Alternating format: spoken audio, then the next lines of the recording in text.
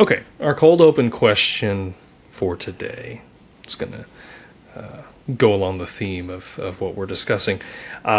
If you could travel to any period in time, what would it be? Now, here's the thing. You only have one trip there and one trip back. So it's not like you can be like, oh, I'm going to go here, then here, then here. Like, it's just one and one.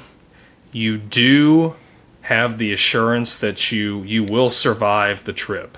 So, like, if you wanted to go to, like, see some great medieval battle or something, or dinosaurs or whatever, like, you can go do it because you will survive. Yeah. You'll come back in one piece. But, yeah, it's just once there, you're there for however long you want to be, and then you come back. So,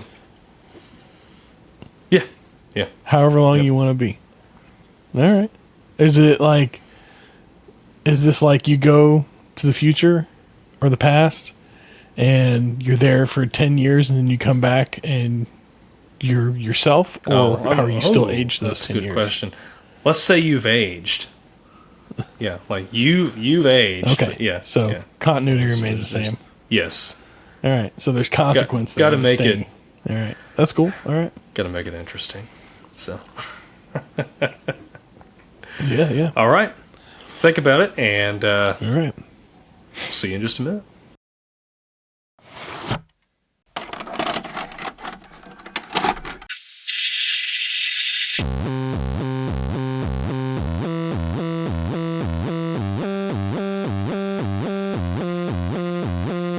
Your local video store card. A comic book in your back pocket. Games with no tutorials. Music you had to discover. And drinking water straight from the hose. These are the things us millennials remember fondly. We are the Jennings brothers. Join us after the streetlights come on as we race our bikes from the top of the hill right down memory lane. Exchange those quarters because this podcast takes tokens.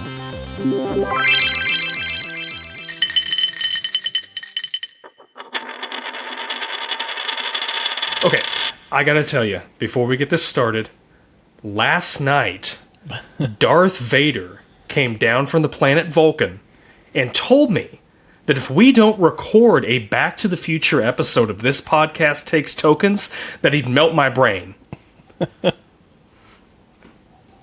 That's what he said. I don't know. That's the best George McFly I could think of. I don't know. Yes, we are discussing Back to the Future, my absolute, positive, 1,000% favorite movie of all time. It is... Oh, it's so good. It's so good.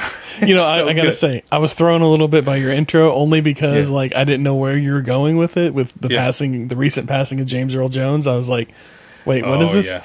Oh, okay. I got what you're doing now. Okay. Yeah. So it kind of takes on a little bit of a minute difference. Vulcan. Yes. We'll get to that.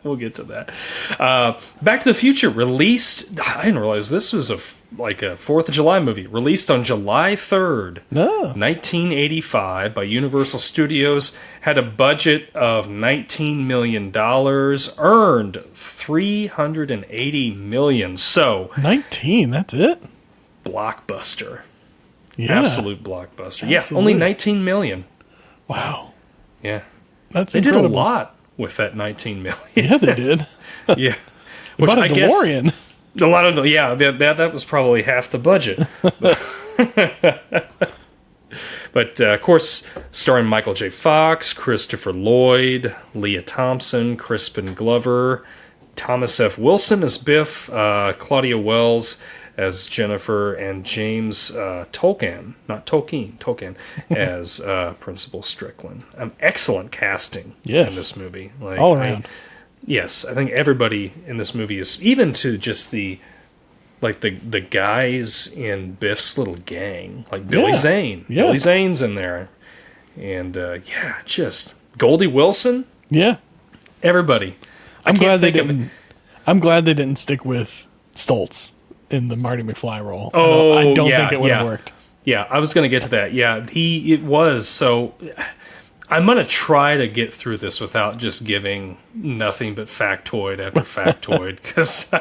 But yeah, they were going to, originally, they cast Eric Stoltz, who, I'm trying to think of, Pulp Fiction. He was in Pulp Fiction when Uma Thurman is having the overdose. He's the one that, is he the one that stabs her? I think, he's the boyfriend. Yeah. The dealer or whatever. He's also in not The Mask, but Mask with Cher about that kid that had the deformed face. He played the kid. But yeah, they actually have footage that they shot of him doing this. I think wasn't there like a little bit of controversy because they still used some of the just like his backside or something like that in one of the scenes? Yeah, I think that's right. Yeah, they ended up. I looked up. I'm like, why did they recast him? I mean, I can't picture anybody else but Michael J. Fox in this role. But he just didn't fit. He didn't. I guess that's what Bob Gale was saying. One of the directors and the writers. He was saying that he just didn't have, like, Michael J. Fox had a comedic edge to him. That he was their number one pick. He's who they wanted originally too. Yeah. But he was busy with Family Ties. He was. And actually, when he was shooting this, I was reading one of his books, and he was talking about how he would get up like super early in the morning, and he would go shoot Family Ties, and then he'd get picked up, and they'd go and they would work on Back to the Future, and he'd get back to his apartment. He had a studio apartment, and he'd like eat or whatever, and he'd take a shower, and his apartment was so small. He didn't have a sink, like a proper sink. So he would be washing his dishes with him while he was taking a shower, in the shower. But yeah, that's what he did for like a whole summer. He would shoot Family Ties, then go shoot that Back to the Future at night. And I heard he only got like a couple hours of sleep most nights, and they were having to like carry him out of his bed because he was so exhausted in some places. Yeah. That's just great. I mean, like, you can't tell. Like, he doesn't look like it. No. You know, Michael J. Fox really is just one of my favorite actors. I can't think of anything I've really seen him in that I haven't liked. I don't know. He's just always... Yeah, he's just always good and everything. I love Family Ties. Like, that's something that I used to watch a lot of. And, good classic sitcom. Yeah. So, yeah, he's good. He's great in this. I mean, like I said, I just can't envision anybody else doing this. It just wouldn't be the same. They keep talking about, like, I don't know if you see them, but they got all those, like, Back to the Future 4 trailer and all this other fan casting and stuff like that for the fourth one. And I'm like, don't do it. Don't. Like, you can't. You can't replace them. You can't recast them. I don't know how you're going to do any sequel to this and do it any kind of justice. Like, this is the perfect trilogy, and just leave it alone. That's it. Yeah. That's it. To me, everything in this trilogy, and we're really going to focus on just, the first one today, but we'll have to, in discussing it, we are obviously going to have to, you can't discuss one episode without discussing all three, I feel like, at some point. But we'll reserve as much as we can for future episodes. But yeah, I mean, everything just wraps up so nicely. I feel like that they just it's a trilogy. Like, it doesn't need. Have you read any of the comics, or like watched they had a little cartoon series? They had the cartoon series. Stuff. I used to watch the cartoon series a little bit. That was entertaining. I don't really remember. It seemed like it was about like Doc Brown and his family, and they lived kind of like out of time, and they would just like go on all these wild adventures and doing in different time periods. It was kind of like a reverse. I seem to remember it being kind of like a reverse Bill and Ted. Instead of like going and bringing historical figures to them to learn, they were taking their kids around to educate them about historical events, and then they would get into some trouble or something, and they had to fix it or whatever. And then I did read some of the comics. I have more of the comics than I've actually read. I was getting them for some time, and I read them for a short time, but then continued to collect them with the aspiration of wanting to go back and read them, which, as we all know, in adulthood, aspirations and execution are rarely aligned. But, I do have I've read some of them, and in the ones that I read, it was starting out about like the relationship between Marty and Doc and like how they met and got started. It was like before the time machine type stuff. It was setting up it was doing a little bit of world building. And then there was another one that was like, it was all about like Biff getting his hands on the time machine and running amok. Yeah. Yeah. But yeah, there was some, I don't consider it canon. It's like the cartoon series. It's just like, it's nice, like alternate universe type stuff. Yeah. And they did Telltale Games did a little series too. Oh yeah, yeah. It was after 3, and if I remember right, it's been a while since it's been years since I played it when it first came out. But if I remember right, Marty, I can't remember what he's doing. He's doing something. It's after Back to the Future 3, and the DeLorean shows back up. Yeah. Like it had just been on a timer, really been, somebody, I can't, so he's trying to like figure out, like he's looking at the time circuits and trying to figure out like where. Who and where. Yeah, how it got there and all that. So, I don't know, it was kind of fun to see them like bring the DeLorean back. But yeah, I'm like you, like really, like I don't need all that stuff. Like it was okay, but I don't really feel like I need more Back to the Future. And I think it's because like would I like to see more of Marty and Doc together? Absolutely. Yes. Because to me that is like one of the best cinema relationships ever. Like as that builds throughout the series and even in this one, like when Doc when Marty first convinces Doc that he's from the future and it just how everything builds. I would like to see more. I would like to see, canon of how they met and everything, because it is a little weird, it's a like 50-some-year-old guy and a 17-year-old kid that are, hanging out. I think he's older than 50 because like it was 1950s and he was probably 30. Yeah. And then you go forward another 30 years, he had to have been probably at least 60. 60s, but I think at the time, the actor was only like 45. Yeah. Like Christopher Lloyd, he was like early 40s, if that. And they aged him up quite a bit, which then they, in 2, we see that they kind of like walk that back a little bit with regeneration or whatever. Yeah, he looked great. Yeah. Which I always, watching that growing up, I always thought he looks exactly the same. I don't see the difference. Yeah. Like they put some stuff on him and he took it off. I don't get it. Yeah.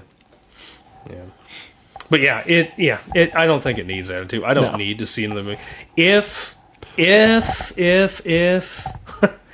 if Bob Gale and Robert Zemeckis came back and said, we are writing and directing a Back to the Future 4, if that was the case, and they were given carte blanche to do what they want, yes, I would watch no it. interference. I would watch it with an open mind. Yep. But I can't imagine any good follow-up. Any follow-up that would be worth doing at this point. Maybe 20 years ago, sure. Yeah. But now, I mean, unless you do something that's completely like, the only character you could really continue using is the time machine itself, the DeLorean. Yeah. Which kind of brings me to one of my questions. From the beginning of the movie, from the beginning of this movie to the end of the third movie, how long or how old do you think that DeLorean got? Because I think my theory is it's been running around in time a lot longer than they have. And I think that's where you can get a sequel out of it, is by somebody else getting their hands on the time machine and doing whatever, and then leaving it back in place for them to come across and continue on their journey. Yeah. But yeah, the time machine's really the only character that you could bring back. Yeah. I think all the other characters have aged out of it, or wouldn't be as interesting to follow up on. Maybe Goldie Wilson. But other than that, yeah. No, I agree. You know, and they've interviewed Michael J. Fox about it, and he's said if we were to make this now, like I would have to play Doc. Like there's like you can't. And I don't want to see Michael J. Fox as Doc. No. Like Christopher Lloyd is Doc Brown. Yeah. You know, Leah Thompson is Lorraine McFly. Like, yeah. So I don't know. Yeah. But another relationship that I really enjoyed watching, and it didn't strike me out of all the times I've watched this, because I used to watch this like when I was in high school. I'd watch this. It was literally every week. Yeah. I would watch the trilogy, and I've watched through it with the commentary from Robert Zemeckis and Bob Gale, and so I like, this. When I say this is my favorite movie of all time, I mean it definitely is. But it struck me watching it last night, and I'm like, I really like the chemistry between Crispin Glover and Michael J. Fox, and I am so upset that we didn't get that in any of the sequels. And I know why. Like, Crispin was wanting too much, and he didn't really like the script of the second one, and that's why he asked for more money. Yeah. But gosh, I love them together. Just where they're hanging up with, like, they're in the back of George's house and they're hanging up the laundry, and they're talking about what they're going to be doing that night. And he's like, "Oh, you're going to touch her on her?" And he's like, "No, George, I'm not going to do that." And see, this is where I'm going to contradict. This is my only problem with the whole movie is Crispin Glover. Don't get me wrong. Way. I think like he can do fine most of the time, but there's certain points in this movie where he's just too much into, like, he's too much of a method actor or something. I don't know what it is, but it's like the way he delivers lines sometimes, it really grades on me. Like when it's just like, it's hard to explain. It's kind of the breathy way he does things, where he's like, I can't think of, has brought me to like something like it's that. Just like it's a little hammy, a little much, and it's just very, like, I don't know. It feels like he's taken a lot of acting classes. He's learned a lot of technique. He's studied intensely. And then this is the final exam, and the teacher's like, "All right, write me a 1-page essay on acting." And he's turned in like a 3-volume novel, and it's just too much. He's just going way too far, way too hard. And he's just overthinking the character, I think, in my opinion. And he goes a little too far for me. That's interesting. That's my take on him. Well, I don't get that from it, but I'm not going to say you're. I'm not going to say you're wrong. Like, it's an opinion. Yeah. That's an interesting take on it, though. Yeah. Every time I watch it, it's a little more, and I don't like it a little less. Yeah. But yeah. So I gotta know.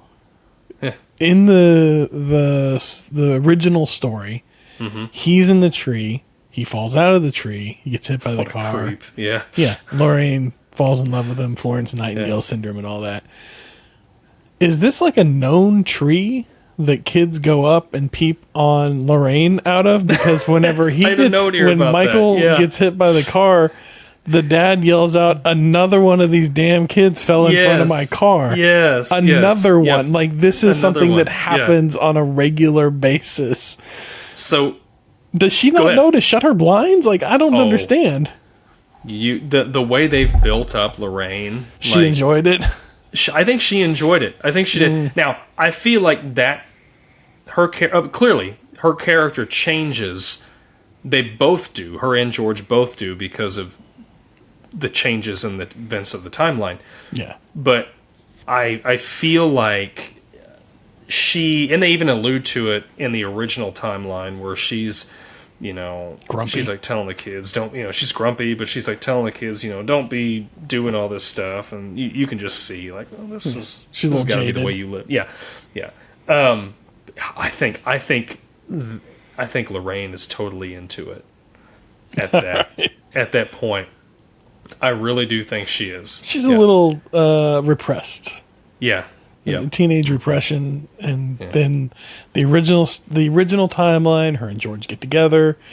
She works out a bit of that repression with him, but George loses his. He doesn't have that.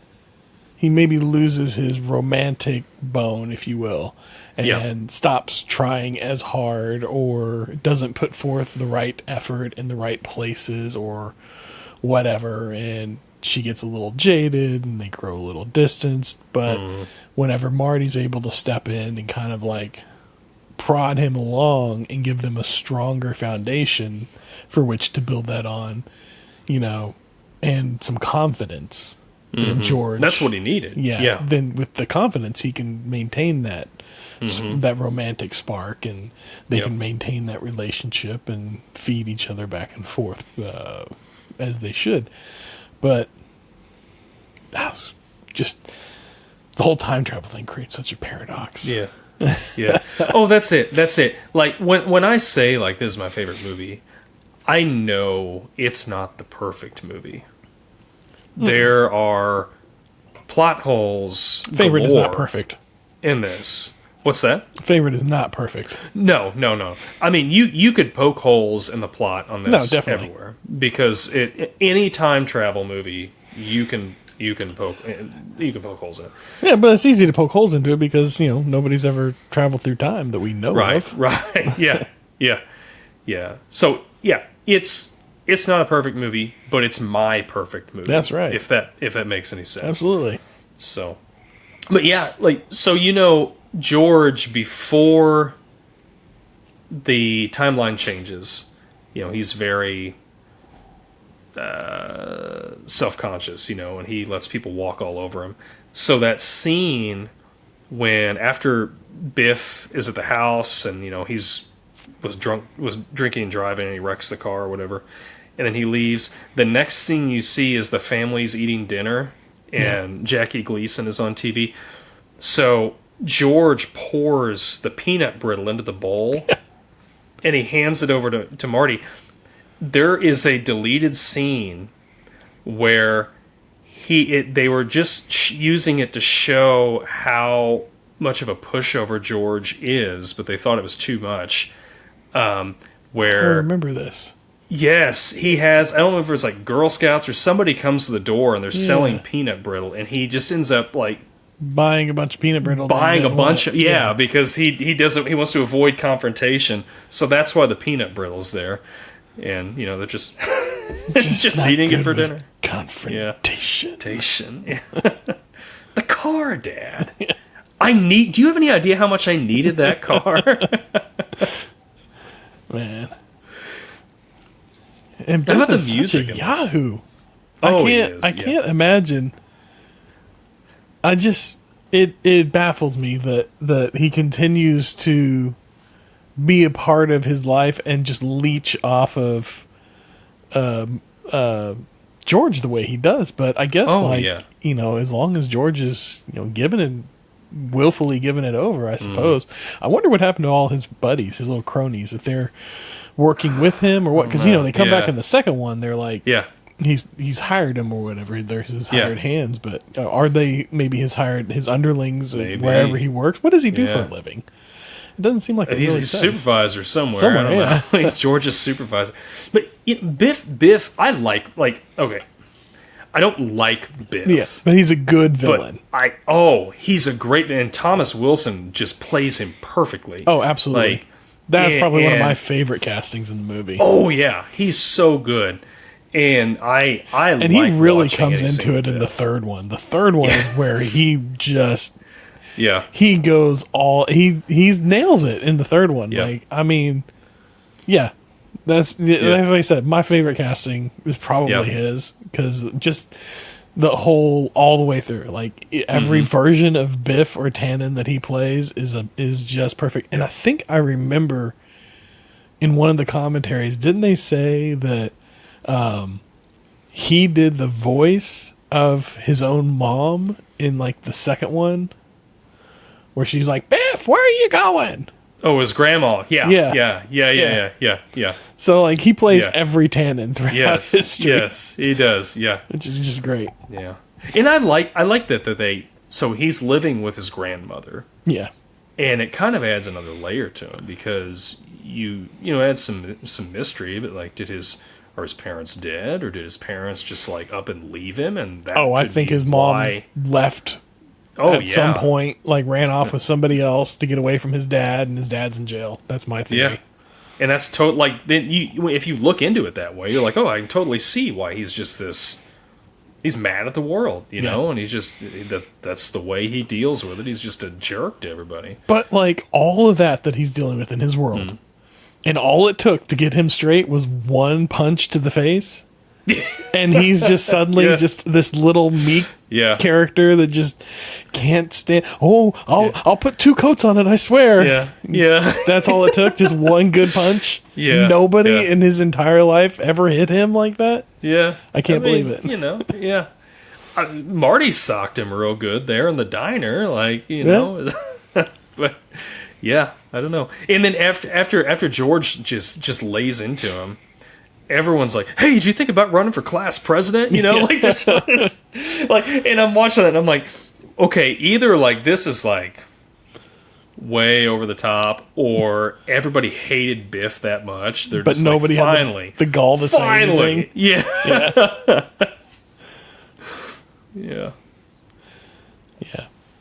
So. Like you said, Marty hit him earlier in the diner and didn't seem to have the same effect. Like maybe it's two punches is what it. Two generations of punching is what it took. Yeah. I don't know. George had some heat on that. He was mad. He was. Just that was generations of McFly coming at him. That was. That's such a great scene. Yeah. And Lorraine's just like, "You're breaking his arm. You got to stop." And I don't know. I love everything about this movie. I love everything about it. And I love that turning point for George where he's just, he opens up that door. He's expecting Marty. And Biff says, "You got the wrong car, McFly." Yeah. And he starts to walk away and he says, No, Biff. Yeah. You leave her alone. That's right. And you're like, yes! From zero to hero. Yeah. He did it. Yeah. Which harkens back to when they're in the garage, when Lorraine comes in and they've covered the DeLorean up, and she's saying, don't you think a man should be strong and be able to protect the woman he loves? Yeah. And they're like, yeah. And Doc's over there like, okay. Yeah, like you're right, And that's what George does. That's what he becomes. I think that's what made her fall in love with him in this timeline, is that he can protect her. Oh, I guess that, that word right there, in this timeline, that's really what the difference is instead of falling in love with him because she felt sorry for him with the Florence Nightingale thing, she fell in love with him because she admired him. Yep. With the whole White Knight approach to it. Mm-hmm. That makes sense. Yeah. Yeah. That's a perfect way to sum it up. That's heavy. There's that word again. I don't remember saying heavy a lot. I don't think that one ever caught on. Yeah. I think they were trying to make that You were happen. like 4 in 85, though. Yeah. 85 or 84? 85, yeah. 85, yeah. I wasn't even like... I was a twinkle in Dad's eye. Yep. They were just happy, newlyweds at that point? Yeah, I think so. Yeah. So what'd you think of the music in this? Oh, great music. Yeah, I can't think of a single miss. And you got Huey Lewis in the news in there. And you've got Huey Lewis in there. Yes. Just too darn loud. And then looking at the other bands in the background, you're like, well, I bet they're going to be too loud, be super too. Loud. Like, there's a punk rock band back there. There's a straight up 80s hair band back there. Yeah. They're going to be super loud. Yeah, I thought the same thing. Come on, though. Like, the Pinheads has to be, like, the worst band name. I thought about that. For the time. I think it's for the time. You got to consider the time.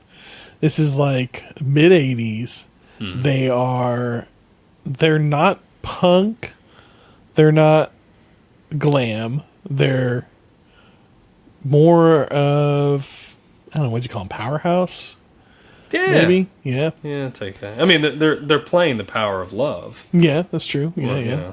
So they're just rock. They're just pretty mainstream, average rock. And, Pinheads kind of fits, I think. Yeah. Maybe, yeah. I don't know what direction they're going with. Are they talking about, like, bowling pins or, like, sewing pins? We're just really into bowling. That's for the pinheads. Pins? Like, what kind of pins are we talking about here? That's the only thing. That's the only thing that's going to determine it for me because, then, maybe. Yeah. Maybe not such a great name. So the bass player for that band, for the Pinheads, was actually Michael J. Fox's guitar instructor for the movie. Oh. Yeah, I mean, Michael J. Fox didn't actually play the guitar on the Johnny B. Good song, but the guitar... Next thing you're going to tell me he didn't sing it. He didn't sing it either. Yeah. But his finger placement is correct. So that's what he was working with him with, was the finger placement on. Actually, I think that guy's the one that, if I remember right, is the one that actually is the one playing the recording on that. Yeah. He didn't sing either. No, he didn't sing it. If this was shot today, they would have put money into teaching him how to sing for that. Or hired somebody that could do it. Yeah. Right off the bat. There's too many people out there to not. Or whoever got hired for it would have said, I can do that, and then learned it before they had to go on. Enough to where they could fake it. Mm-hmm. Well, which he does a good job. I mean, I think like the finger placement and everything, that's great for all the up close shots. Mm-hmm. But I noticed a couple times where they're wide on the dance, you can see him in the background, and he's just kind of standing there. Like, he's not even really strumming at some points. He's just kind of like standing there, like waiting for his cue. Mm-hmm. And maybe, back in '85, you wouldn't really notice that. You're not going to see him. But, today, 2024, on my big TV in the media room, I can see him standing big in the background. So it makes a difference. Mm. But, it's just going to show you, like, little things like that. Like, these movies were made to be watched on the big screen. Yep. And then at home on your small screen. Mm-hmm. Like, once on the big screen. Well, they want you to see it multiple times on the big screen. Yep. And then at home on a small screen. So a lot of that background stuff tends to kind of get glossed. They're just like, it's just background. It's blurry. People aren't going to notice it in the theater as much. And then at home, they really won't notice it. They won't ever see it. Mm-hmm. But that's kind of like, now our TVs are getting bigger and clearer and crisper, and we're starting to see those little things in the background. I feel like in a lot of these older movies, you look in the background, and that's what I do now. Whenever I watch, especially like older movies, I'm looking in the background. I'm looking at like what's going on behind because I've already watched what's happening in the foreground. So many times. So now I'm looking at like, ooh, where's the Easter eggs, or ooh, who's not paying attention, or what kid's pointing at his crotch in the scene or whatever. For those at home who aren't in the know, that's a call forward to our Back to the Future 3 episode that'll be coming out in a few years. Yeah, absolutely. Yeah, man, I remember like talking about seeing on the small screen. Like, I'm trying to think of when I first saw this movie. I know it had to be like on VHS. It was probably at our Aunt Kathy's house because they had every movie under the sun. Maybe this one wasn't one that would. This was one of those movies that was hard to get on VHS. Like, they didn't release it that much. I remember I found a VHS box set, but you couldn't like go out and buy it. Like, you had to go find like a used one because they only sold it for a certain amount of time, and then it just wasn't on the shelves all the time because I think they were trying to keep it so that whenever they put it on cable, people would want to watch it on cable. Mm-hmm. It was like that with like Star Wars too, where they didn't have like they had limited runs on the VHS releases and stuff like that. And this one was like one of those where I found the VHS box set and I was like, I'm buying this. And I bought it and watched it several times. Yeah. But it's I would watch it on TBS would play so much. They'd like, I remember they would do Dinner and a Movie. Do you remember that show? Yeah, that was great. Yeah, and they do a little behind the scene things too. Yes. Yep. And they did this. I think they did all three of them. Yeah. But yeah, I remember watching it on there quite a bit. They aired it. They aired it a lot. Of course. And then they did DVD on TV, which was like the same thing, but no dinner. Because I think the Dinner and a Movie one, they showed the movie, and then they didn't do like the behind the scenes stuff. They did the. They would make a meal with the movie. So like they'd have like some like they would show like during like one of the first main commercial breaks, maybe mixing a cocktail or an appetizer, and then like the middle commercial break they would do like the main course, and then like one of the last commercial breaks maybe they do like a dessert or something like that. Yeah. And but then they did DVD on TV, and that's where they started introducing all the commentaries or not commentaries, but like behind the scenes snippets and stuff like that. Yeah. I like that one better for sure. Yeah. Like, at the time, I didn't care about cooking, but yeah. I'd like to go back. I wish there was someplace. Maybe there is someplace to watch those old Dinner and a Movie episodes. Yeah. But I don't know. That'd be so hard, I think, for them to license that because they would have to, like, you couldn't watch the Dinner and a Movie, like the cooking scenes without. It'd be weird to watch them without the movie. I think that's kind of what we're doing here. Like somebody could just watch the movie and then watch this. Just pause the movie and then pick this up a little bit. And that should, yeah. I wonder if I wonder if that would work as like a podcast. You record the podcast as you're watching the movie uninterrupted, and it's muted or what like you can't hear it during the podcast, but like you're talking, like you're giving your commentary, and then somebody could watch the movie with your podcast running over it for commentary. I wonder if that could work. You'd have to have the right person doing it. Huh. I think we could do that. Do a commentary this podcast episode. Takes Tokens live or something. Yeah, we get big enough. We'll offer that as like a bonus content thing. Yes, we'll rewatch it together and we'll do commentary. Yeah, before the podcast. That'll be like a pre-show thing. There we go. But yeah, I remember that. I think it was 2003. I think, or maybe 2004. They had the big they finally released this on DVD. Yes. The whole trilogy. I still have the box set over here. And I remember, now that is one I know our Aunt Kathy got me for Christmas, I think. But she had ordered it, and she had, I was, seeing her for Christmas, and she handed me a card, and there was, a picture of it in there. And she's like, I've ordered it, but it hasn't come. And it took like 3 months to get there in the mail. Really? But I don't know what the deal was with it. But man, yeah. But oh my gosh, it was well worth the wait. And now they've I need to get them. They've released them on Blu-ray and stuff. And see, I got the DVD one when it came out. And I was at Target the day it came out. I picked it up whenever it first opened because I wanted to be there for it. And then the one you're talking about there, the Blu-ray 4K one, I got that one whenever it came out as well. That's what I watched it on this time because I wanted no interruptions. My internet sometimes goes all wonky. Yeah. And streaming it. And then I was being I was taking on a little bit more than I should have, by enough more than I should have chewed. I sat down to watch the movie, and I thought, okay, I'm going to finish up this movie about 6:30, then we're going to do family dinner, and then I can watch some, behind-the-scenes stuff. I got a text message, halfway through, and my wife wanted me to help her look something up. She's having a problem with something. Yeah. So I paused the movie, and I go in and look all that up. And then by the time I got back into it, I was like, she's going to be home in 10 minutes, and then we're going to do dinner, so I'll just...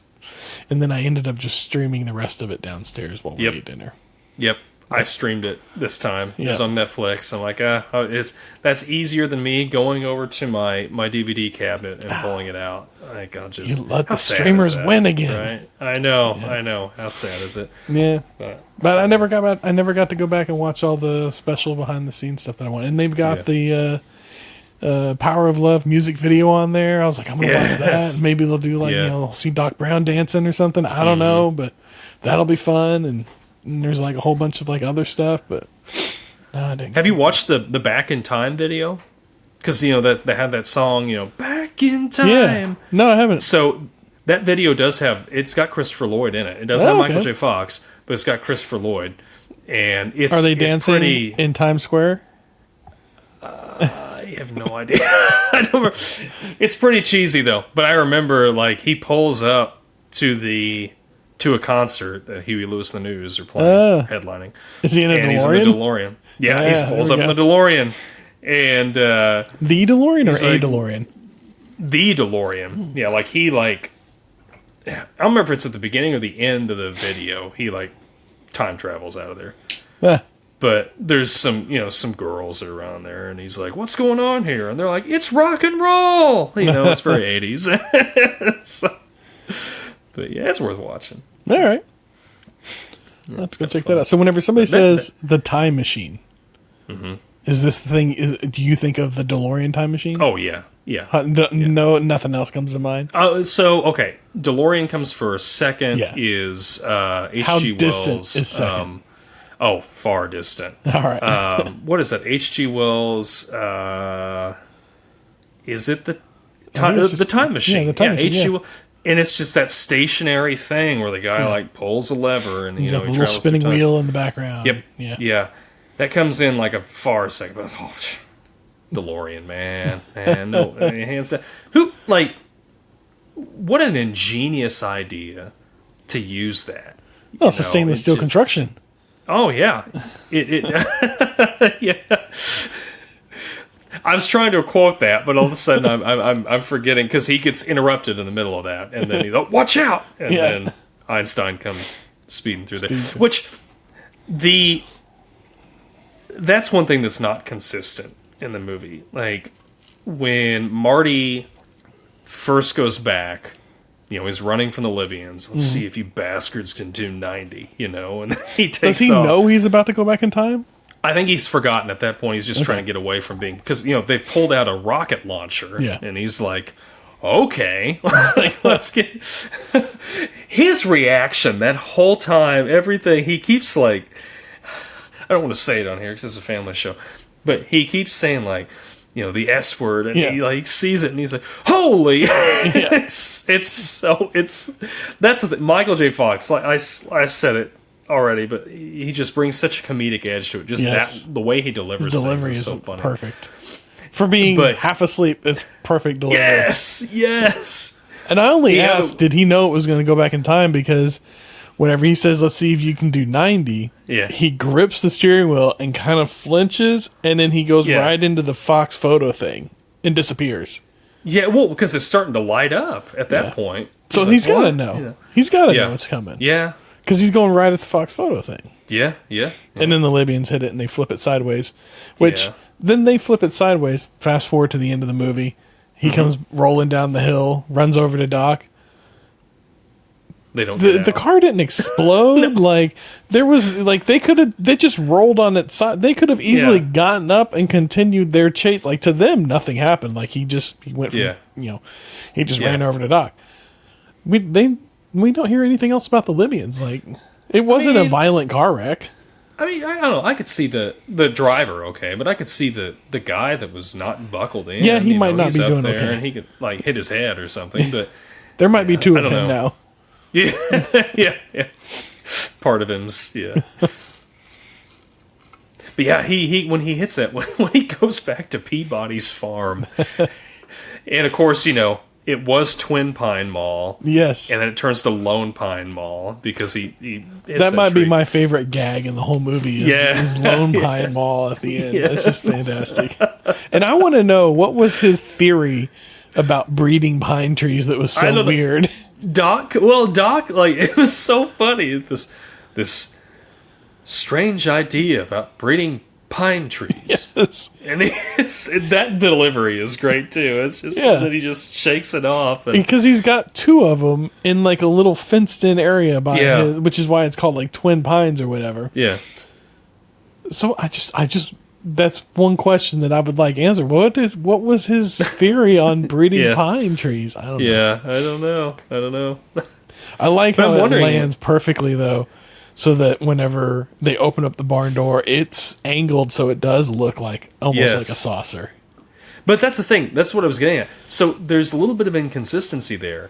When the first time, like when Einstein comes back, there's flames where the wheels are at, right? Yeah. And the DeLorean is iced over. When Marty first travels back to 55, there's no flames. And the DeLorean doesn't look, maybe it's a little bit iced over, but it doesn't look like it did the first time. Well, you see, so I'm going to put on my professor cap here. Yeah. We're going to have a chemistry lesson. Yeah. The way it works is when asphalt and rubber meet, it creates fire. Oh, okay. And just instantly. Like that's that's movie physics 101. Rubber, asphalt, you get fire. If you're going 88, you got to be going 88. If you're going anything less, it doesn't do it. Exactly 88. Yeah. But if you're going exactly 88, you get fire. But you got to have lightning in there too. It's got to have three. Yeah. That's the triangle of flamey tires. Yeah. So what about the flame in the sky at the end of 2? Oh, that's a good question. Yeah. I don't know. Yeah. So again, we can poke holes in this plot. But it's still a fantastic movie, doesn't it?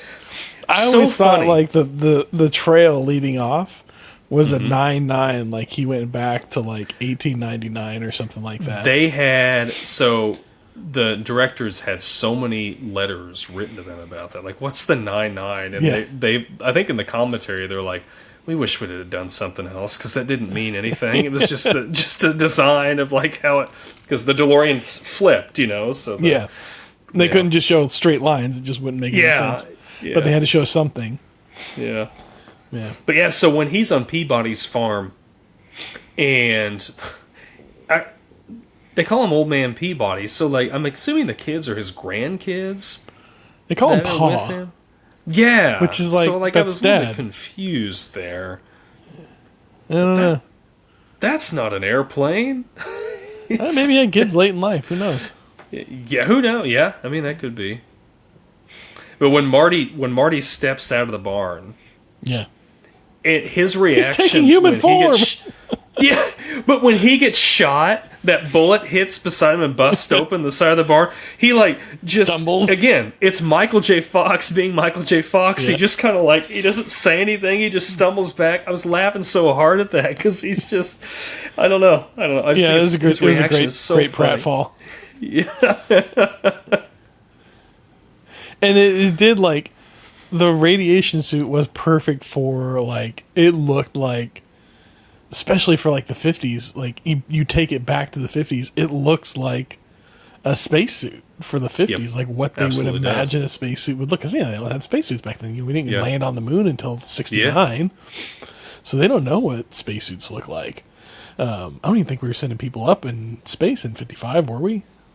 At that point yet? I don't think it was until late 50s when the first person went up. I think we were sending up satellites still, but so and it just fit the sci-fi trope perfectly. And then whenever it opens up, I could totally see the doors on the DeLorean and everything. Doors on the DeLorean, yep. Mm-hmm. It all just perfectly sci-fi. Yeah. And another reason why the DeLorean lurks. If they would have done that with like a Toyota, and then he crash lands it in the barn, they would just be like, oh, that's a funny looking car. But because it's a DeLorean with the stainless steel and everything, looks like a spaceship, especially from that weird angle. It's all angular and everything. If they built it today, and they did it out of like a Cybertruck, it would look, you take that back 20 years, people would be like, what is that spaceship thing? Oh, yeah, absolutely. Yeah. One thing that bothers me about this movie. Okay. In 1985, it takes place, Well, the beginning takes place on a Friday, but the movie, or when they come back or whatever, when they're doing all the stuff at night with the DeLorean, the majority of it takes place on Saturday, October 26th. Mm-hmm. How close is that to Halloween? There are no Halloween decorations anywhere around Hill Valley. That is very true. Well, I mean, 1950. So Halloween was big in the 50s. I'm talking about 85. Well, yeah, 85. They go back to November 5th, 55. So Halloween's done. Yeah. But when they're in 85, it's October 26th. Yeah. Where's all the Halloween stuff? Nothing. Yeah. Nothing at all. Like it didn't even exist. That's a weird date for them to pick. Then they should have moved that around a little bit. Yeah. I thought you were going to say, how did they know the exact second that the lightning bolt was supposed to hit the clock tower? Because they only knew the minute. Doc got that wrong. Yeah. Even though, he got everything right, but if Marty would have gunned it, if the car hadn't just died and Marty would have gunned it when that alarm clock went off, he would have been too early. Yeah. And how did he know? Like, I don't understand. That one bugs me too. Like, that he could figure out the math to know that the car would hit the hook because you got to hit it at the exact right, millisecond. Like, there is absolutely no room for error. Mm-mm. And if Marty hits the gas with 10 more pounds of force than he's anticipating, or 10 less pounds of force than he's anticipating, that's fractions of a second that he loses on acceleration. That makes a difference. It does, sure. Absolutely. That's my biggest nitpick with it. Mm-hmm. But I can let it go because it's the hero moment and we got to have it. It is well, I don't want to say this, but I will say it. Name a more iconic scene. Maybe you can, but that is a very iconic scene of him and Doc's and then he gets electrocuted and zoom, he's gone. And then that music, the score, like we've talked about the music, but the score is just like, every time I hear it, I know this is so stupid, but it just it pumps you up. Just gives me so much emotion. Just like dun, dun, dun, dun, dun, dun. And then Doc is just dancing. He's like, man. When I tell you this movie is my favorite movie, it hits me on so many levels. And I legitimately get sad when I watch this because I want to so badly go and have adventures with Doc and Marty. I don't want to replace one of them. I want to go with them. Be the third wheel. And There's only two seats in the DeLorean. I can sit in the middle or something. I don't know. It's just there's something about this movie that is, hey, that's it. Yeah. It's just, it's so, I don't know, man. It just, it's so good for me. It's so good. And I just can't, nothing else will compare. So, in the beginning of the film, whenever he's hanging out with Doc and he's talking to Doc, does Doc have memories of meeting Marty in 55? Or does he not have the memories until after the time traveling? I don't think he does till after the time traveling. The reason I say is because of the change with the mall. Okay. Oh, yeah. So we're looking at the origin of the timeline. Yep. Before, but yeah. How hard would that be, though? Just imagine, put yourself in Doc's shoes. How hard would that be? You meet Marty, and they've probably known each other for a year or two, right? And a few years, I think, at this point. Yeah, and you've waited 30 years to see Marty again, but you can't tell him what's going to happen, because if he would tell him anything that's going to happen, then something may change, and Marty would have not went back to 55. Yep. And I guess Doc kind of broke that rule because he ended up reading the letter that Marty wrote about getting shot. But I think that was because Which Marty, is why he then let him go through everything to then go back to 55 so that he could write the letter so that he wouldn't get shot. Yep.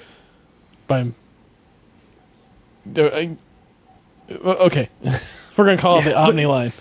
We're on the Omni line. This is the first iteration. We have not, set with Doc through his 30 years after, which would be the second line, which is where Doc would have the memories. Yeah. And know all these things. But yeah, he kept a lid on it. Although I always thought that whenever he got shocked, that created a bit of a memory gap for him. And he forgot about the events that had just occurred. But he did get up and he was like dancing after that. Because he's jumping through the streets. He's like, excited that it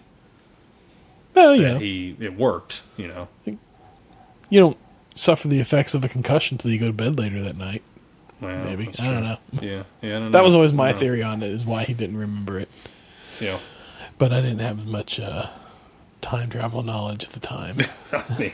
Who does? Did you know that this movie was originally pitched to Disney?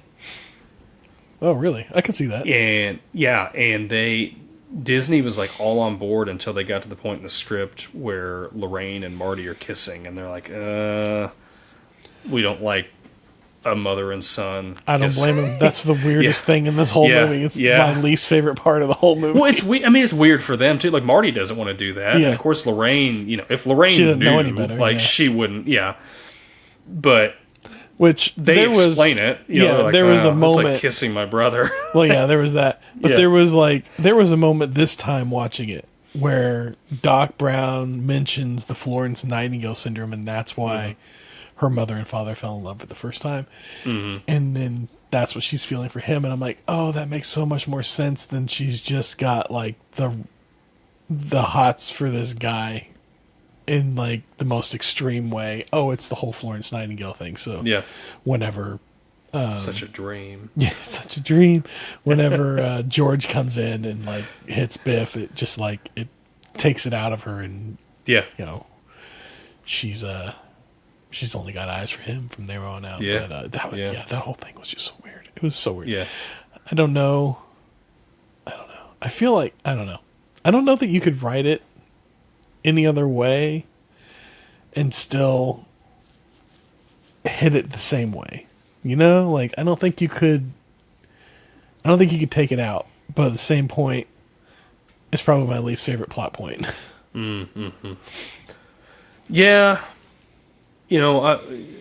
When I watch it now, even watching it last night, I try to think of it that way too, because I think of it like how is Marty like?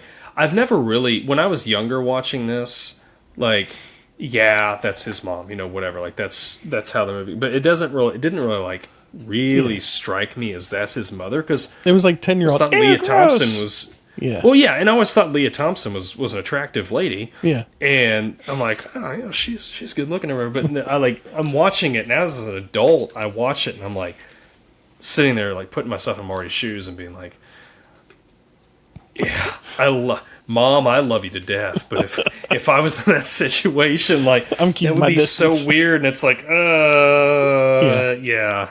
I don't love you that way. Like, I wonder what's going through. What's Bob Gale's relationship with his mom like? Right.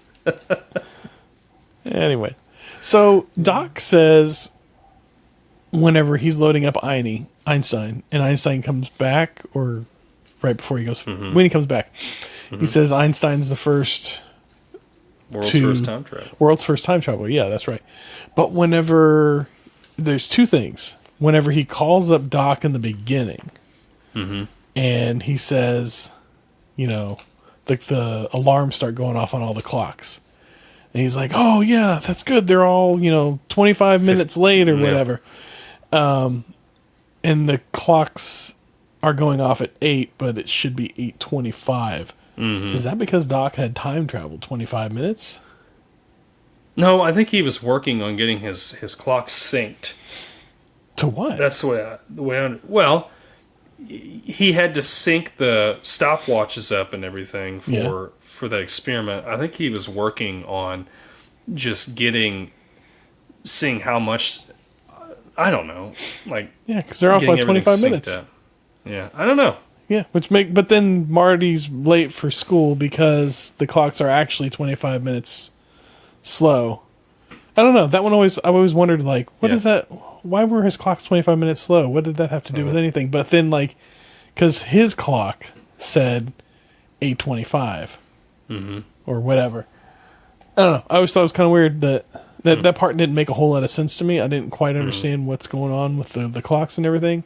Yeah. And then later, whenever he's preparing the car for after Einstein, he's like, I'm about to go back in time. He goes to load up more of the plutonium, right? He cracks open the case. There's already 2 of the plutonium things that are depleted. The one that Einstein just used and another one. Oh. And he pulls out a third. So unless I think he used it. Or maybe he sent the stopwatch. Maybe. Through time. I bet he would have had, because I don't think he would have sent Einstein through time if he hadn't tested it on something else first. Maybe it was a watch or something he tested it on first. Because I can't see him I didn't know if maybe sacrifice he his did dog. it. Yeah. If he sent himself is what I was thinking. Maybe he went the first time.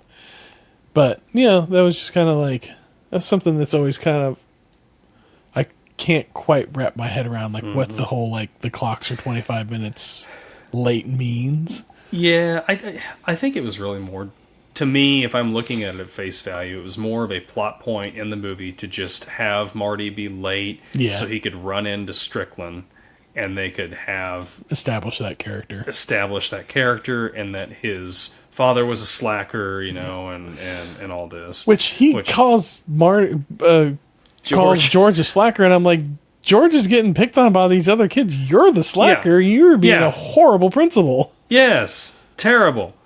Like, he pulls when they're kicking him, he pulls the sign off, and he shows them. He's like, slacker, what are you doing? That's not slacker. No. You don't know what a slacker is. That's a bunch of kids being jerks. Yes, they're the slackers. Yes, yeah. That one. But did you notice the little nod to the end of the movie in that clock scene in the beginning? When they're panning through. Oh, yeah, and he's hanging off the guy that's hanging off the clock. Yeah. And then apparently Doc is also a Denver Broncos fan because there's a Denver Broncos clock one, which they're in California. So where did he get the Denver Broncos one from? And they've lived there. They've been there, since they were the Von Browns and they got to America or whatever. Yeah. But I wonder where he's a Denver Broncos fan, or maybe he just like picked it up at a garage sale. I'm sure. I mean, because he had so many clocks. Yeah, I can't envision him being. Well, I don't know, because he does say, like, when he's going back, when he's going to the future, he's like, I'll also get to see who wins the next 25 or 30 World Series or something. That's true. Yeah. So maybe he is a sports fan too. Maybe a sports nut. Yeah, I bet he could. I bet he enjoys a game or two here every now and then. Yeah. I mean, like, him and Marty are hanging out before all this, and he builds that giant speaker array for Marty. Oh yeah. So he's clearly like down for a good time. Like he's jamming out with Marty, or at least letting Marty jam out near him. He's probably like toiling away in his lab. Marty's jamming out, and he's probably enjoying it. Yeah. Or taking scientific measurements. I don't know. That scene when Marty first shows up to the door in 55. And he's got that thing on his head, and he brings him in, and he's like, not a word, not a word. Don't tell me. Word. You're here collecting money for the Youth Sailors Auxiliary. And Marty's like, no. No, nothing, not a word now. Do we ever find out why Joey gets locked up in jail? Jailbird Joey? He just likes being in there so much. He cries every time we take him out of there. So just leave him in there all the time. Get used to these bars. So whenever he goes back in time and he fixes the timeline and everything, do you think Joey still goes to jail? I don't know. Maybe that solves all the problems. His siblings are obviously, doing better, although they're still living at home. Like Dave has an office job. He's got an office job, but he's living at home. Yeah. I was like, what is that about? But I don't know. I don't know. I don't know how much older he is. But. Here's my theory with Jailbird Joey. I think Joey took the fall for Biff on something. Or Biff got him mixed up in something. There, though. But yeah, that could be, I guess. Well, he'd only be 10, 15, maybe 5 or 10 years younger. Cause he was, he was just a little kid in the beginning of 55. Yeah. He could have been like, some little punk running around. And then, Biff's like, hey, I got an idea for making a quick buck. All you got to do is smuggle this thing across whatever and, give me the briefcase or whatever. And is Biff really a criminal mastermind, though? Like, I don't see Biff is more of just this bully that, I don't think he's a criminal mastermind, but I don't think he's on the up and up either. Yeah. He's definitely, he's not even doing his own work. He's definitely doing some under the table dealings. He's getting caught up in some stuff. Yeah. If he wasn't taken down by, George in 55, I feel like stuff would have caught up to him in a good 10, 20 years. Oh, yeah. And he'd be right there with Joey. And probably George would go down with him. Yeah, probably so. I mean, we'll we never know. We don't get to see that future. I wonder what that future would have been like if Doc would have just went to 2015 originally. Yeah. Well. So I was going to mention this, a couple years ago here in town that I live in, lightning struck our courthouse. Really? Yep. And there were all over Facebook, there was all this Back to the Future stuff. And did it happen in 2015? What's that? Did it happen in 2015? I think it was like 17 or 18. Okay. But we do have like street lights that are parallel to each other, on either side of the street. And I'm like, I could totally see a cable being placed right there. And there's that long road on the east side of the square that goes all the way down to like the YMCA that somebody totally could have just taken off from that point. That's like a good 2.5 miles, maybe 2 miles to get up to the courthouse. So I don't know, but it was interesting. Yeah. And it stopped the clock and everything. It was there was a lot of jokes around town. You got to start making friends with the local inventor. So if you ever get stuck in a time paradox, you know who to go to. Yes. Yeah. Remember that date. Speaking of the square, Biff goes after Marty after he hits him. And he's driving his car and just tearing her ass around the square, drives over the hedges, slams into the side of the manure truck. How come he wasn't like at least ticketed? Nothing. No trouble came his way for that at all. Maybe that's the deal. Maybe his dad is actually like the mayor at the time or something. Maybe. Or in some high power position and he's just like, I don't know. I just felt like, there would have been consequences for that, right? Yeah. I don't know. Well, but he blames it all on Marty. He cost $300 damage to my car. You were trying to kill him. You were literally trying to kill Marty. Yes. And now you're mad because he got out of the way. You didn't succeed. Yeah, exactly. How dare he move out of the way of the front of my moving vehicle? If he wouldn't have moved out of the way, he would have killed Marty, but he still would have hit that manure truck. He still would have, yeah, absolutely. So, still would have caused $300 damage to his car. But, he'd have Marty pinned between them, so. Yeah. That courthouse, though, so I think we've talked about this in another episode, but that's the Universal lot. Yeah. And that courthouse, Jaws, they used it in Gremlins. It was used in the Twilight Zone. There are so many movies that and television series that's been used in. And like we'll be watching, Mindy and I'll be watching stuff sometimes, and I'll be like, oh, that's the universal lot. Yep. She's like, how do you know that? I'm like, how do I know that? Yeah. Do I need to explain myself? Yeah. I want to go visit it sometime. It'd be fun to go see that. I know part of it burnt down. I don't know if they've rebuilt it or not. Oh, I'm sure if they haven't, they will. Yeah. It's too iconic to not. Yeah. So how did Doc Brown's family get all their money? We never know that, do we? I don't think we ever do. He says they immigrant over during like World War II or something like that, or World War I. Something like that. Yeah. And they're the Von Browns, and then they become the Browns. Do they? I guess maybe they came over with a bunch of money. Von Browns, would that make them Austrian? Maybe? I think so, because in The Sound of Music, they were the Von Brauns. Von Trapps. I think in the sound, Von Trapps. Was that it? I think so. Okay, Sound of Music. Yeah. Yeah. So the Von. Yeah, maybe they're Austrian. Yeah, somewhere in there, Swedish Alps or something like that. But I could see him trying to get away from maybe between World War I and World War II. You've got the Nazi regime kind of getting big, and like, we gotta get out of here. Yeah. Come on, we're going back to America. Going to California. Yes. That's just his family just seemed to have a lot of money, and until he spent it all trying to invent time travel. Yeah, which he succeeded at. So he did. Yeah, he finally. You feel so good for him in that scene when he's like. Marty's showing him the DeLorean, it's behind that billboard for the Lion Estates, and he's like, I finally invented something that works. Yeah, I want to know what all his failed ones were before that too. I know. Other than trying to read people's minds. Yeah. Yeah.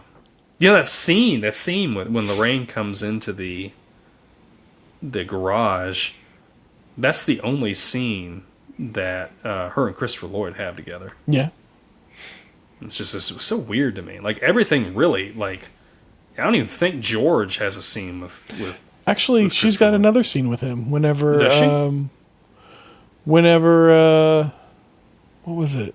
Whenever they were in the school, and he's with him in the school, and they run into him in the hallway. Yeah, I guess so. Yeah. And then she does that whole like, oh, isn't he a dream? As she's walking by. Calvin! Yeah. It's what's written in your underwear. What? Yeah. I've never seen anybody with purple underwear before. Well, you got any final thoughts before we wrap this one up? I'm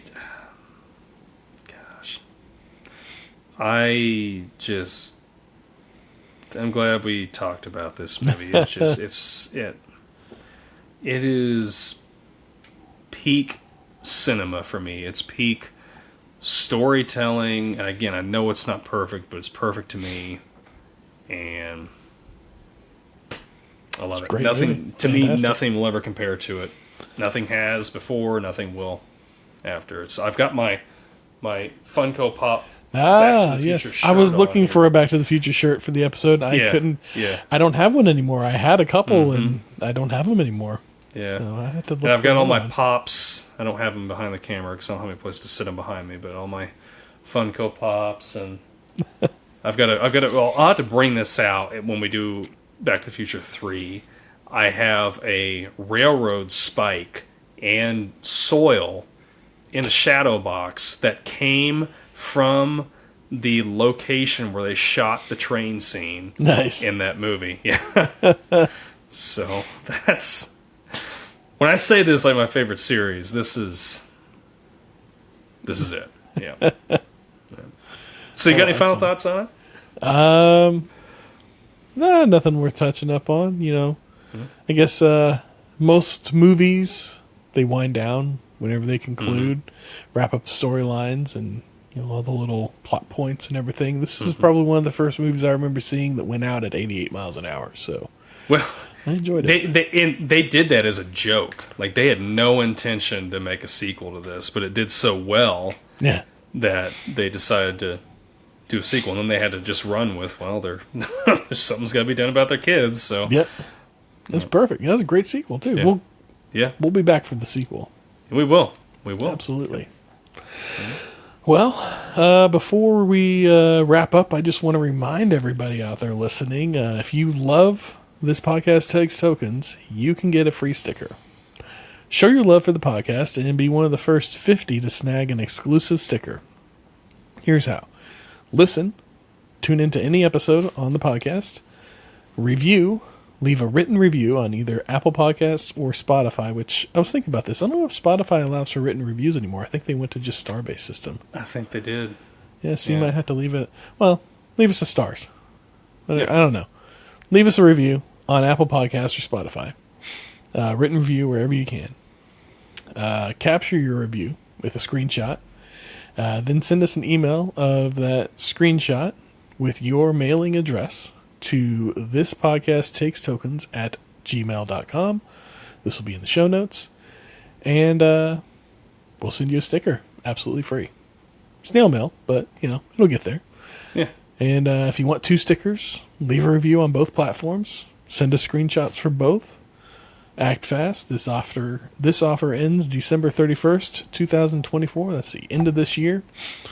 And email us as soon as you post your review to ensure that you are the one that snags credit for it. Remember, 1 sticker per unique review on Apple Podcasts or Spotify. Comments on other platforms like Instagram and YouTube do not count. Remember, This Podcast Takes Tokens. So get listening, reviewing, and sticker collecting.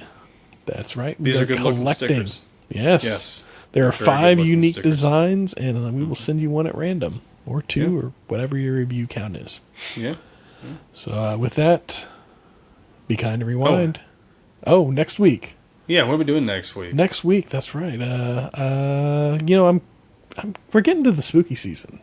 Halloween's upon us. Mm-hmm. I think I'm going to start diving into some Halloween stuff. So I want to, and me and my son Bruce went about a week or so ago and watched Beetlejuice.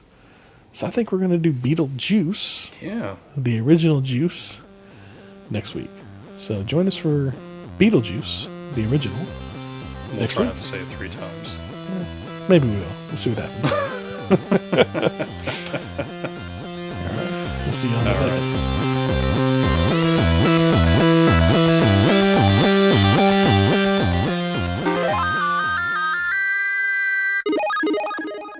This Podcast Takes Tokens is a Clay Street production. All right, so back to our cold open question. I had asked you at the beginning of the episode if you could travel to any point, any period in time, what would it be? Now, the stipulations on that were that you only get 1 travel there and then 1 return home, so you can't, you can't go multiple places.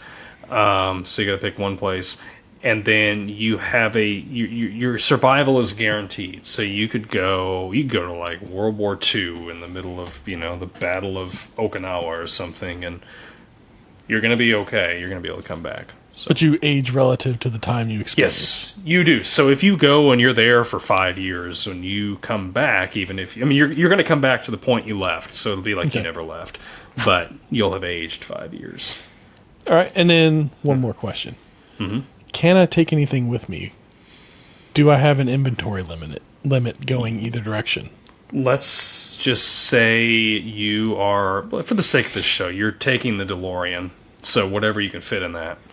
Excellent. Yep. I like it. Yeah. All right, I'm going 100 years into the future, and I'm going to do some studying, and I'm going to come back with some copious notes. And have a good rest of my life. Okay, Biff. Yeah, that's probably not a bad idea. I already know what happened in the past. Yeah, I know, but you get to experience it, though, if you travel back there. No, I think going into the future, I go about 100 years in the future. I can maybe not necessarily study myself, but just general world events and stock market and all these other things. Yeah. Get a little peace of mind that things are going to work out generally for, the world as a whole. And unless they don't, in which case I got a lot of homework I got to do. Yeah. But, and then I come back, and whenever things start getting crazy, I can be like, yeah, it'll work out. Yeah. And rest assured in my comfort and luxurious life going forward. Yeah. Peace of mind, that's what I'm getting. Yeah. Well, you can't put a price on that, can you? Nope. How about you? Where are you going? Clearly you're going back. I'm going back to the Old West. Wow. Doc Brown, so this is his favorite historical time period, and it really is mine. Like, I am a sucker for any, Westerns, or I don't know if you ever saw that, there's that show Godless on, it was a little miniseries on Netflix. Oh, that's so good. And it's, just all those, I don't know, I'd like to go back and just live for a little bit. Of Westerns, I added Tombstone to our list this week because I remembered that one. Oh, yeah. But which I don't think, if I remember my, what I've learned, I don't think the Old West is quite as Old Westy as movies would have it made out to be. Probably not. No. But it'd be interesting to go back and see. Like, I would like to see the technology. I mean, I know the technology, but I'd like to get on a train. I mean, so I'm saying this. I've been on an old train. Like, we took a trip to South Dakota. We were on one of those old trains that they had restored. But I would like to go back to a time period where that or a carriage or a horse or you're walking. And this is how you're getting places. And I'd like to see those old, just those old gold rush towns, and I don't know, maybe even be a marshal or something and go around. How long are you going to spend in the Old West? Oh man, 50 years. 50 years? I don't know. You're going to come back to your family an old man. Yeah. I don't know. It'd be fun though. It'd take you like 5 years to get down the street anyways. Like, it probably would. You want to go to Kansas City? That's like a year trip. Yeah. I'm going to the Old West. That's what I'm doing. All right. I've seen Westworld. I'm good. Accuracy. Which I say that, and half the stuff I've watched is probably not historically accurate. Yeah. I mean, Cowboys and Aliens was accurate, right? That was fun. I'm with you. I like a good Western. Like, what's one of the ones I've seen recently that was really good? I don't know. Yeah, I like a good Western. I think Westworld is probably the most recent one I've seen. Yeah. I can't really. You should watch Godless. Godless? It's good. Right. It's like, what's that like on? eight episodes. It's on Netflix. It's like 8 episodes. Okay. It's got I can't remember his name now all of a sudden. He was in Dumb and Dumber with Jim Carrey. Yeah. Why can't Jeff Bridges. No. Jeff Daniels. Jeff Daniels is in it. He's a villain in it, and he's a very good villain in it. That's awesome. Yeah, I can watch it.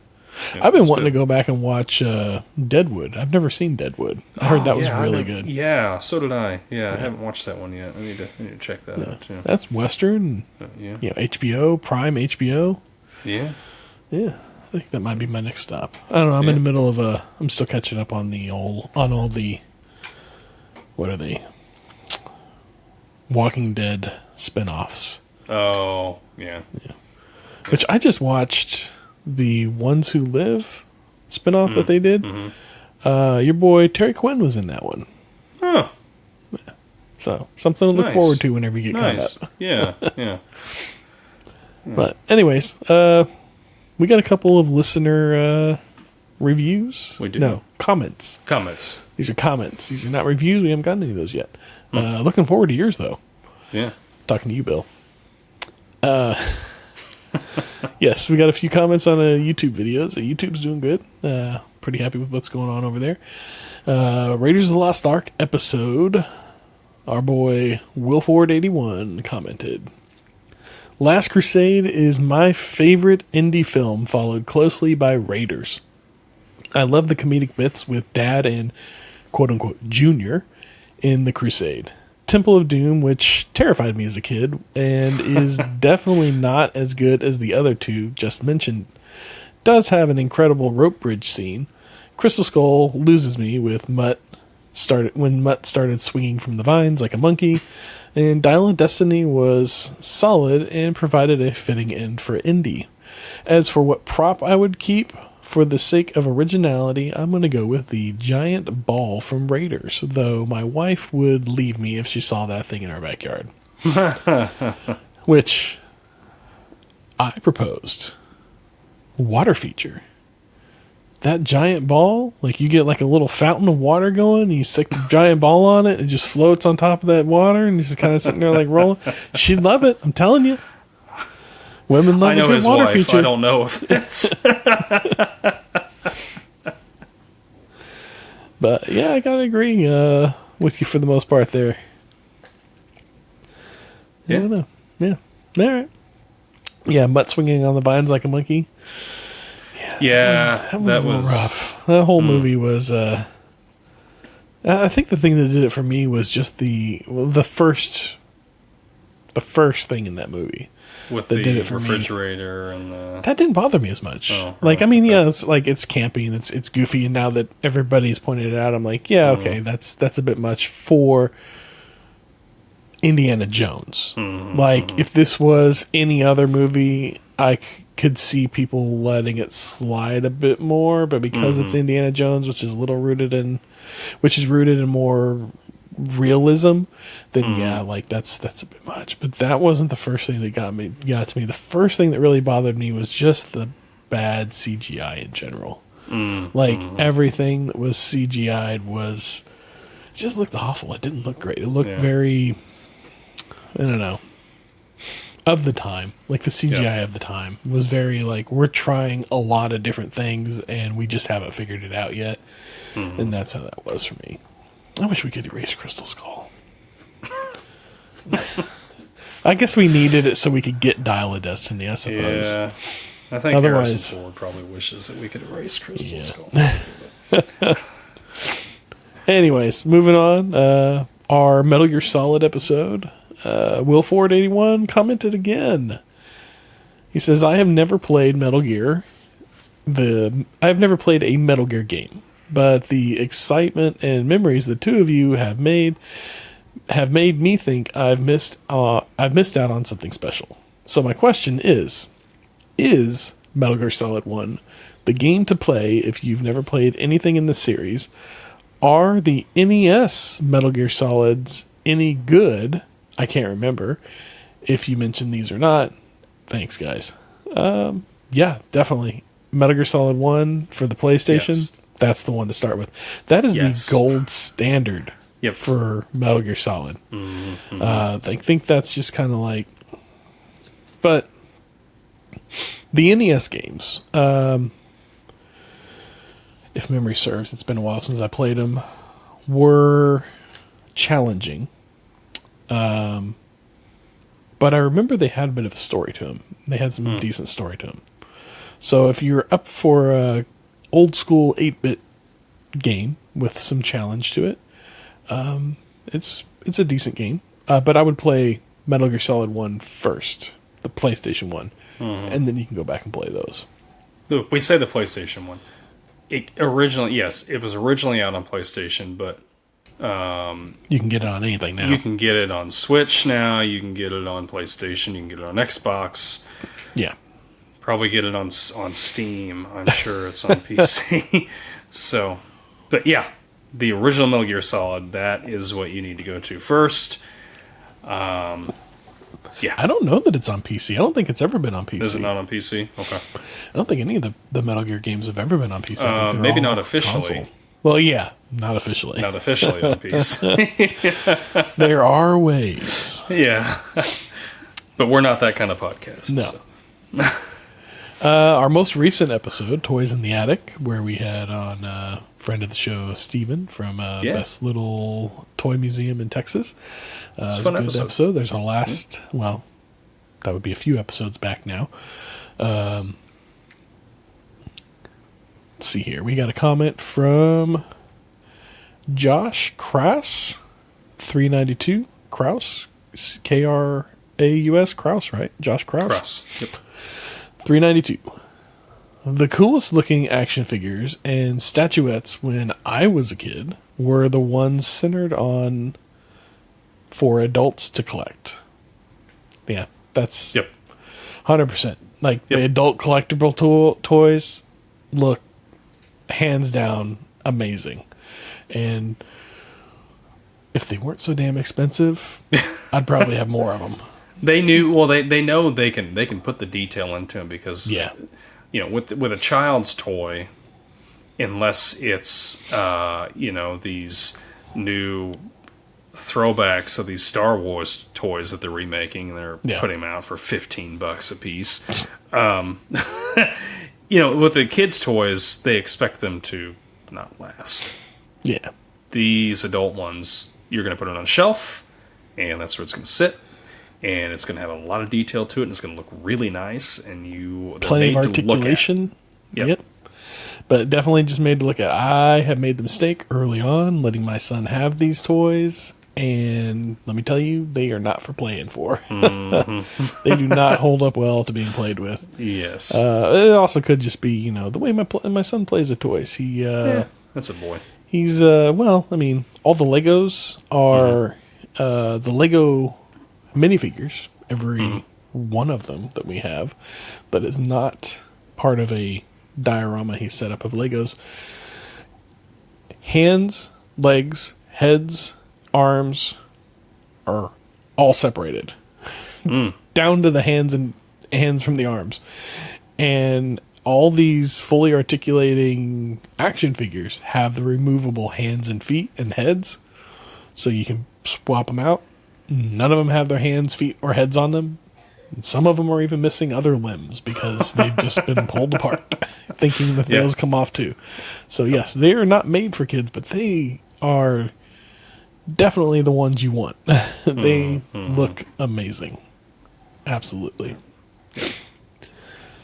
Well, that's it. That's all of our listener comments. Join us next week. We'll be doing Beetlejuice. Yeah. Appreciate you guys. Thanks for listening. Yep. Thanks for being here. See y'all around next time. See ya.